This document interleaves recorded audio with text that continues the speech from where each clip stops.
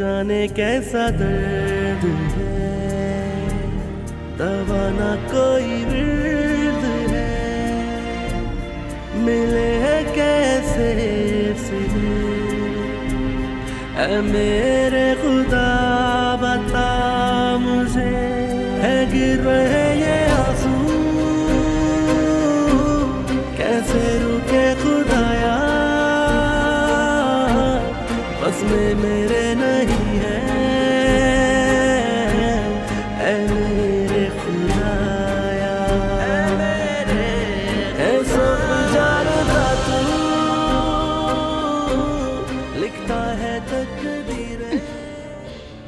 خاله هاجر خیلی حرف بدی بهمون زد. اینکه دایی نجیب ما رو با ماشین خودش برده کجاش اشکال داره؟ خب مگه آسمون به زمین اومده؟ نمیدونم ما چه گناهی کرده بودیم که این همه حرف شنیدیم. یه ذره هم به فکرمون نبود مامان این همه با خوشحالی رفته اونجا.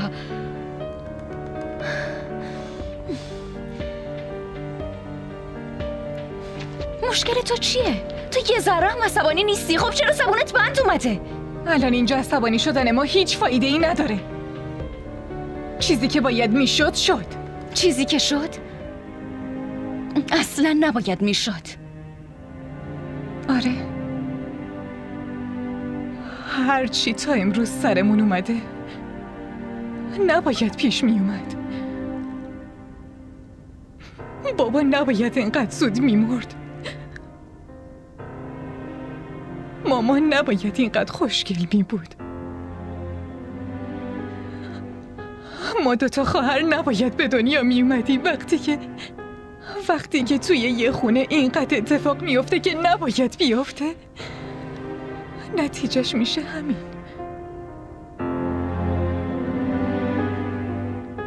گلناز یه چیزی میخوام بهت بگم.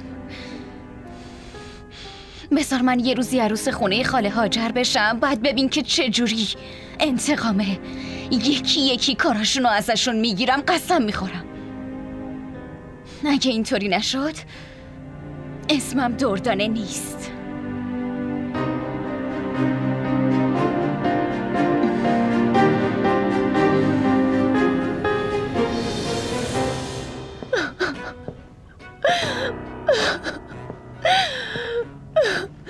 وقت من کلا سیاهه. همه زندگیم به این گذشت که خودمو به تو ثابت کنم. اما نه تو هنوز حواست پیش فهیم است. چرت و پرت نگو. اگه یک کلمه ای دیگه حرف بزنی از این خونه میندازمت بیرون. چی گفتی؟ تو چی گفتی؟ با تو هم گفتی از این خونه میندازیم بیرون؟ آره. من برای اینکه بتونی این خونه رو بسازی از گشنگی به شکمم سنگ بستم. همه زندگیمو بدون خوشی گذروندم. حالا چطور این خونه برای تو شد بهم بگو بدونم. فقط یه بدبختی مونده بود که اونم تو تکمیلش کردی نجیب احمد. شما دارین سر چی دعوا میکنین؟ امجد تو برو بیرون. آخه کجا برم؟ امروز تولدم بود که خراب شد. هنوز شما دارین دعوا میکنین؟ ساکت شو. به خاطر همین تولد تو همه زندگی من نابود شد. دیگه هیچی تو زندگیم ندارم. هیچی. امجد جایی نمیره. من خودم میرم. برو ببینم واسه چی وایستادی؟ برو تنهام بذار.